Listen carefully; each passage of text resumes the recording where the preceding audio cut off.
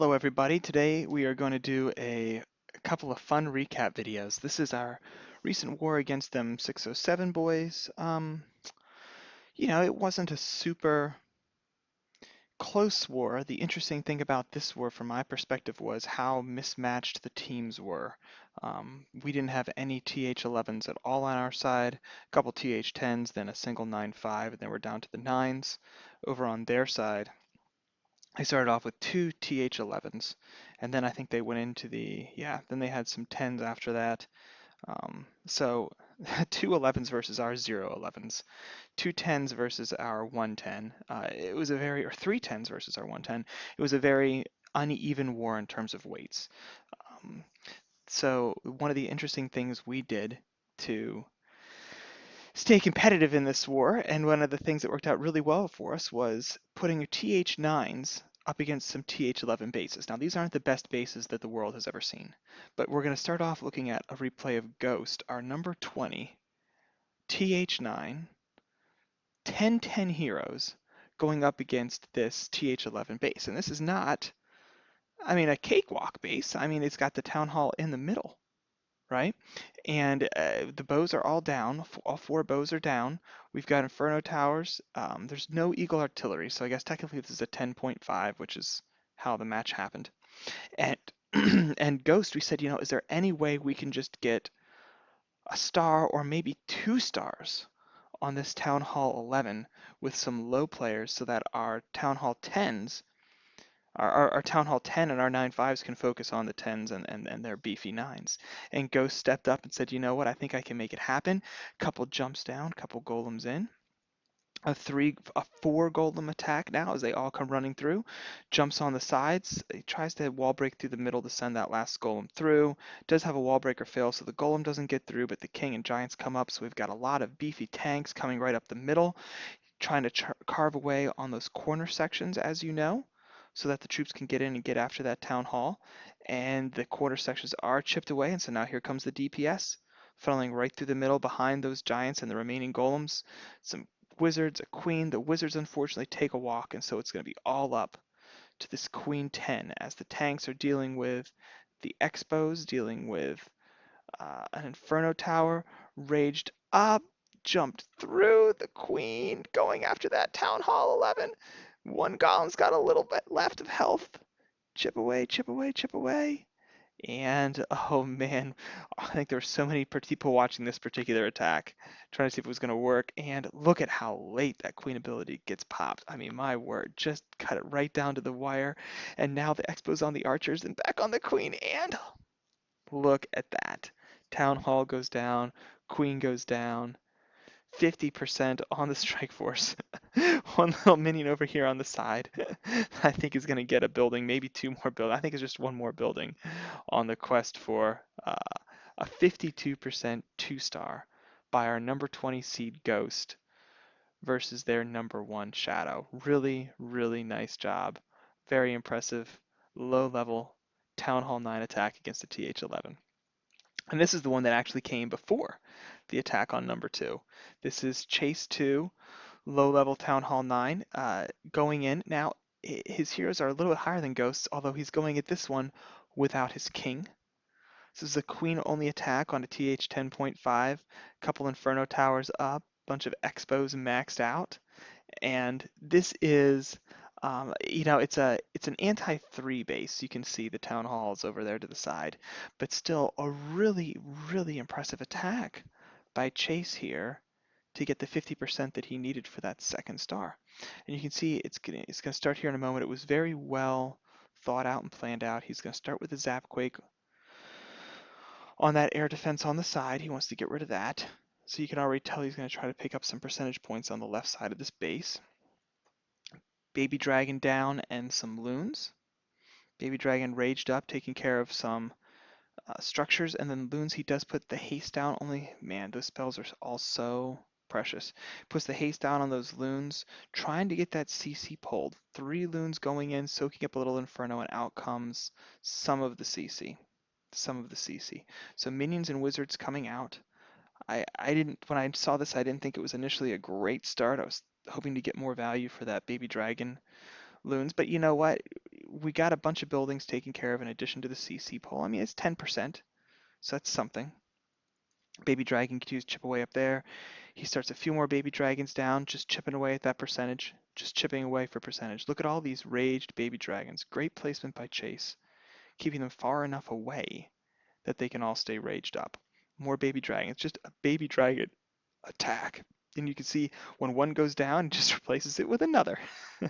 He's got 3 more baby dragons in the hopper. This one's taking some fire from an AD. The ones over on the left side are just doing work. He's got a minion down, chipping away at that army camp. Archer down, excuse me, on the lab. Just baby dragons going at it. He's got 36% with the baby dragon attack, 37% including the work the minion did. Another baby dragon now, and now he's turned from just pure percentage plays. You know, he's still anxious for the percentage, but he's also doing a little funneling because now comes his level 15 queen walk. Queen down, some wall breakers from the CC and some Valks to help clear out some of this junk in here, which I love. Here comes the rest of the CC. Um, 2 poisons down on that CC. So now at this point I realize, oh, okay, that first attempt to pull the CC didn't get all the CC, but it wasn't required because the queen's going in. And look, she's got a clear shot at that town hall. What a beautiful, beautiful attack. And we're at 48%. We're going to 49%. Puts a rage up on the queen just to be safe under that Expo 4. Doesn't want anything bad to happen because this is going to be the 2-star. Puts a wizard down, puts another wizard down on the bottom of the screen, just trying to chip away at a little bit more percentage, which he does successfully. The queen hasn't even popped her ability yet. She's raged up. He's got more wizards now at the top. He's got another baby dragon coming in, and now the queen's just taking bonus percentage. Look at this attack. It's just such a pretty attack, guys. What a well-scripted shock quake the left AD, baby dragon attack on the top on the left for percentage. Good chunks of percentage. Baby dragons for funneling on the bottom of the base. Queen walk in with some Valks for trash, and a rage and a spell, and an ability rather, to take care of that town hall. 59%. No king attack. Town hall 9 versus a town hall 11. Really, really impressive. Um, so those are the 9s versus the 11s. Because of that, that allowed our TH10 Bruiser to attack their TH10. And so what did Bruiser do with his attack? That he, normally if we didn't have any decent percentage on those top TH11s, Bruiser might have had to go in after those 11s and frankly, gone for 3, but probably would have ended up with 2 most likely. Instead, Bruiser gets to attack a TH10 here. It's not an easy TH10, I think, by any stretch of the imagination. Max bows, max infernos, heroes 21-25. I mean, this is a serious TH10. No question about that. He's got some funneling going down. He's got a bowler army. As you know, with bowlers, the idea is to hit those inferno towers one at a time. So he's trying to funnel away so when the bowlers get in there, he's going to hit one inferno, which he can freeze, and then deal with the other inferno, which he can freeze. Bruiser loves the golem leading in his bowlers, which is fine. Absolutely fine. And here comes the massive bowlers. And I don't consider this a spam attack, certainly. There's definitely a craft to it. The good funneling, the queen walk, he's got to have good spell placement down. Freezes one inferno and it goes down. Another rage right away. He got fortunate here, I think, that they bowlers busted out the correct wall as they continue on their quest. Another freeze down. Another inferno down as well. Talking to Chad, I think he said he wished that freeze had been a little earlier, but got the job done for sure. And now we've got a bunch of cleanup hogs coming in group style onto that wizard tower, and I mean the base is done. I'm going to speed it up just so we can watch the end, but get those bowlers through Inferno Tower, and there's just not much left up. So because of those TH9 attacks on the TH11 hero attacks, that set up Chad here, Bruiser, to have his hero attack against their TH10. And so netted 7 stars against the top 3 using precious, precious attacks. Really nice job. Just want to show one relatively low level attack. I want to show Jim doing a mirror clear here as well. It's a journey replay. We want to show this HGHB attack that we've been enjoying so much.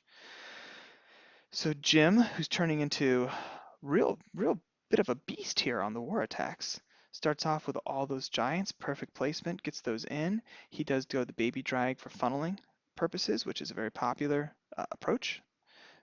He's got a great funnel idea set up. Baby dragon continue to chip away on the top portion.